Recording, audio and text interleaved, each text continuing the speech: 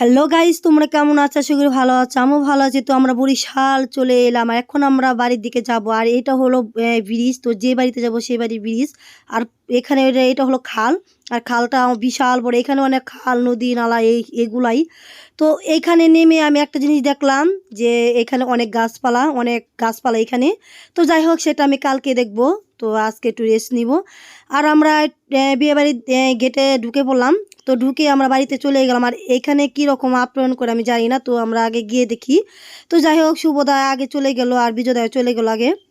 আর আমরা আমরা এখানে দাঁড়িয়েছি, আরও সবাই আসতেছে। তো এই এই হলো বিয়ের প্যান্ডেল।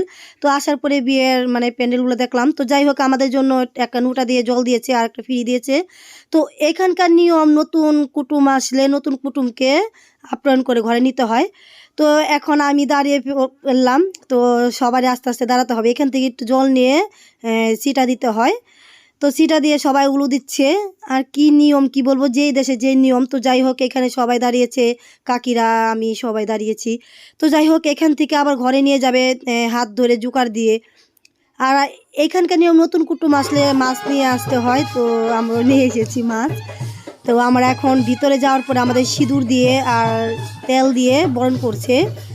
তো খুবই ভালো লাগলো জিনিসটা আমার, খুবই কি বলবো, এখন আমাকে দিবে তেল সিঁদুর। তো আমি প্রথম দিতে চাইনি। তো সবাই বলছে না, দিতে হবেই। তো যাই হোক, দিলাম। আমার খুব ভালো লাগলো। আর এরকম সব জায়গায় থাকলে আমার মনে হয় খুবই ভালো লাগতো। তো আমাদের এইদিকে এইসব নিয়মকানুন নেই। তো যাই হোক, আমরা এখন সবাই স্নান টান করে ফ্রেশ হবে, রেস্ট নিব। তো আমাকে এখন দিচ্ছে সিঁদুর পরিয়ে। আর কি বলবো, এখানকার নিয়ম জানি না। তো এখন আস্তে আস্তে আমাদের চা দিচ্ছে, চা আর বিস্কুট দিয়েছে। তো আমার চা বিস্কুট খেয়ে ফ্রেশ হচ্ছি। আর আসার